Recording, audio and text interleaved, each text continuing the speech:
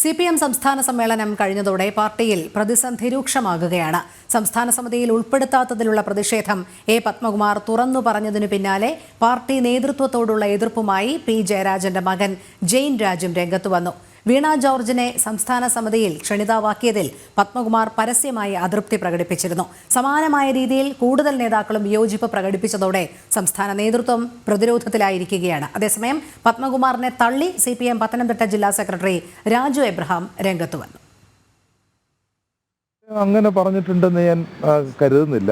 ഞാൻ ആ ഭാഗം ഞാൻ വായിച്ചിട്ടില്ല.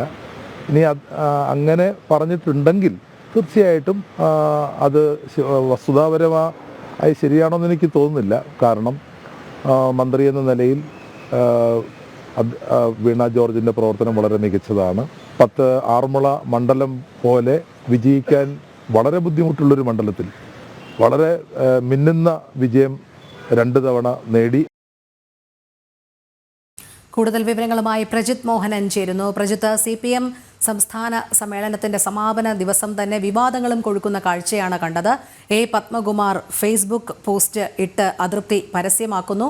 അതോടൊപ്പം തന്നെ മറ്റുള്ളവർക്കും ഇത്തരത്തിൽ അതൃപ്തി ഉണ്ട് എന്ന് പത്മകുമാർ പറഞ്ഞു വയ്ക്കുന്നു. ഇതിനെയൊക്കെ പ്രതിരോധിക്കാനുള്ള ശ്രമം ഒരു ഭാഗത്ത് നടക്കുന്നുണ്ട്. രാജു എബ്രഹാമും AK ബാലനും ഒക്കെ ഇതിനെ പ്രതിരോധിക്കുന്നുണ്ടെങ്കിൽ പോലും അതൃപ്തി എന്നുള്ളത് അണികൾക്കിടയിലും നേതാക്കൾക്കിടയിലും ഉണ്ട് എന്നുള്ളത് തന്നെയാണ് യാഥാർത്ഥ്യം, അല്ലേ? അങ്ങനെ തന്നെയാണ് രോഹിണി. കാരണം സംസ്ഥാന വ്യാപകമായി ഈ വിഷയങ്ങളിൽ വലിയ പ്രതിഷേധത്തിനുള്ള സാധ്യതകളൊക്കെ നിലനിൽക്കുന്നുണ്ട്. പ്രത്യേകിച്ച് ഇത്തവണയും പാർട്ടിയിൽ കരുത്തൻ മുഖ്യമന്ത്രി തന്നെ എന്ന് ഉറപ്പിച്ചുകൊണ്ടാണ് ഈ സംസ്ഥാന സമ്മേളനവും അവസാനിച്ചിരിക്കുന്നത്. സംസ്ഥാന സെക്രട്ടറിയായി MV ഗോവിന്ദൻ വീണ്ടും എത്തിയെങ്കിലും അതിനപ്പുറത്തേക്ക് പാർട്ടിയുടെ കരുത്തൻ ആണ് എന്ന ചോദ്യത്തിൽ, അല്ലെങ്കിൽ പാർട്ടിയുടെ നിയന്ത്രണം പിണറായി വിജയന് തന്നെ എന്നുള്ളത് വ്യക്തമാക്കുന്നതായിരുന്നു ഈ സംസ്ഥാന സമ്മേളനവും അതിലെ ഈ പറയുന്ന രീതിയിൽ ചുമതലകളിലേക്ക് വന്ന ആളുകളുടെ പേരുകളും എന്നുള്ളത്. അതിന് പിന്നാലെയാണ് ഈ പൊട്ടിത്തെറികൾ വരുന്നത്. പത്മകുമാർ തനിക്ക് തന്റെ സീനിയോറിറ്റിയും അടക്കമുള്ള കാര്യങ്ങൾ ചൂണ്ടിക്കാട്ടി 9 വർഷം മാത്രം പാർലമെന്ററി പാർട്ടി പരിചയം മാത്രമുള്ള ഒരാൾക്ക് സംസ്ഥാന സമിതിയിലേക്ക് പോയ കാര്യമൊക്കെ ചൂണ്ടിക്കാട്ടി വീണ ജോർജിനെതിരെയൊക്കെ വലിയ വിഷയങ്ങളൊക്കെ ഉന്നയിക്കുന്നുണ്ട്. ഇതിൽ പാർട്ടിയിൽ 2 അഭിപ്രായമുണ്ട് എന്നുള്ളത് തർക്കമില്ലാത്ത കാര്യമാണ്. പക്ഷേ മുതിർന്ന നേതാക്കളെ അവഗണിക്കുന്നതുമായി ബന്ധപ്പെട്ട്, അല്ലെങ്കിൽ മുഖ്യമന്ത്രിക്ക് താല്പര്യം കുറഞ്ഞ ആളുകളെ അവഗണിക്കുന്നതുമായി ബന്ധപ്പെട്ടിട്ടുള്ള വിമർശനങ്ങൾ പാർട്ടിയുടെ ഒരു വശത്ത് നിന്ന് സജീവമായി വരുന്നു എന്നുള്ളത് യാഥാർത്ഥ്യമാണ്. നവമാധ്യമങ്ങളിലടക്കം ചേരി തിരിഞ്ഞ CPM-ൽ തന്നെ അണികൾ ഈ വിഷയങ്ങൾ ചർച്ച ചെയ്യുന്ന സാഹചര്യത്തിലേക്ക് പോയിരിക്കുന്നു. ഇപ്പോൾ പി ജയരാജന്റെ കാര്യത്തിൽ വരികയാണെങ്കിൽ, കണ്ണൂരിൽ നിന്ന് ഏറ്റവും പ്രധാനപ്പെട്ട നേതാക്കളിൽ ഒരാളായ CPM-ന്റെ സംഘടനാ ചരിത്രത്തിൽ തന്നെ വലിയ പ്രാധാന്യമുള്ള നേതാക്കളിൽ ഒരാളായിട്ടുള്ള പി ജയരാജനെ വീണ്ടും അവഗണിച്ചു എന്നുള്ളത് വലിയ വിമർശനം കൃത്യമായി വരുന്നുണ്ട്. കാരണം ഇനി ഒരു വട്ടം കൂടി 25 കൊല്ലത്തിൽ കൂടുതലായിരിക്കുന്നു പി ജയരാജൻ ഈ CPM-ന്റെ സംസ്ഥാന സമിതിയിൽ തുടരാൻ തുടങ്ങിയിട്ട്. ഇത്രയും കാലമായിട്ടും അദ്ദേഹത്തെക്കാളും ജൂനിയർ ആയിട്ടുള്ള MV ജയരാജൻ അടക്കമുള്ള നേതാക്കൾ CPM-ന്റെ സംസ്ഥാന സെക്രട്ടേറിയറ്റിലേക്ക് വന്നിട്ടും പി ജയരാജനെ പരിഗണിക്കാത്തതിൽ വലിയ വിമർശനമുണ്ടായിരുന്നു. അവസാനം ഈ ജെയിൻ രാജിന്റെയൊക്കെ പോസ്റ്റുകൾ കൃത്യമായി വർത്തമാനകാല സാഹചര്യമൊക്കെ ചൂണ്ടിക്കാട്ടിയുള്ള, അതായത് നേരത്തെ M സ്വരാജിന്റെ ഫേസ്ബുക്ക് പോസ്റ്റ് ഷെയർ ചെയ്തുകൊണ്ട് ഇതിൽ നിന്നും മറ്റൊരു മാറ്റം ഉണ്ടാകുമെന്ന് നിങ്ങൾ ആരെങ്കിലും കരുതിയെന്ന് തന്നെയാണ് അദ്ദേഹം ഉദ്ദേശിക്കുന്നത്. പി ജയരാജനെ അവഗണിക്കപ്പെടുമെന്നുള്ള കാര്യത്തിൽ തങ്ങൾക്ക് ഉറപ്പുണ്ടായിരുന്നു എന്നുള്ള കാര്യം തന്നെയാണ് ജെയിൻ രാജ് ആ പോസ്റ്റിലൂടെ വ്യക്തമാക്കുന്നതെന്ന് നമ്മൾ മനസ്സിലാക്കേണ്ടതുണ്ട്. ഇനി എന്തായാലും പി ജയരാജൻ ഒരിക്കലും CPM-ന്റെ സംസ്ഥാന സെക്രട്ടേറിയറ്റിലേക്ക് എത്താനുള്ള ഒരു സാധ്യത നിലനിൽക്കുന്നില്ല. കാരണം 73 വയസ്സായിരിക്കുന്നു. 2027 ആകുമ്പോഴേക്കും അദ്ദേഹത്തിന്റെ ഈ പ്രായപരിധി 75 വയസ്സെന്നുള്ള പ്രായപരിധി അദ്ദേഹത്തിന് പൂർത്തിയാകും.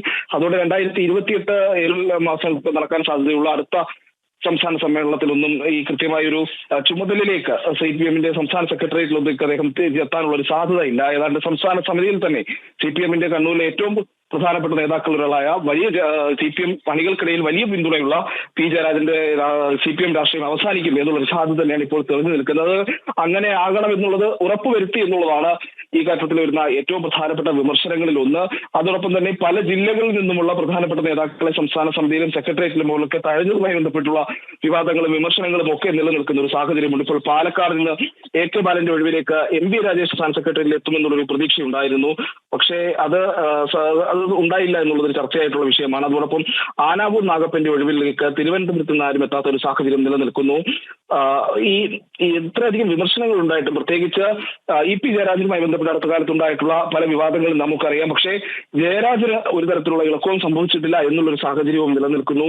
എറണാകുളത്ത് നിന്നുള്ള CN മോഹനൻ സെക്രട്ടറിയിൽ എത്തിയതിന് പിന്നിൽ പിണറായിയുടെ താല്പര്യമാണെന്നുള്ള വിമർശനങ്ങൾ ഒരു വശത്ത് ഉയർന്നു നിൽക്കുന്നുണ്ട്. അതോടൊപ്പം തിരുവനന്തപുരത്തിന് പുറമെയാണെങ്കിൽ തൃശ്ശൂര്, വയനാട് തുടങ്ങിയിട്ടുള്ള ജില്ലകളിലും സെക്രട്ടേറിയറ്റിൽ പ്രാതിനിധ്യമില്ലാത്തൊരു പ്രശ്നം നിലനിൽക്കുന്നു.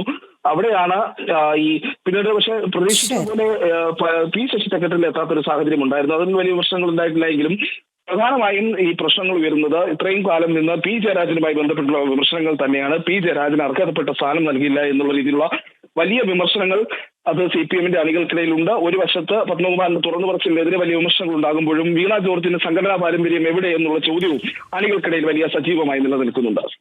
ശരി, പ്രജിത് മോഹനാണ് വിവരങ്ങൾ നൽകിയത്.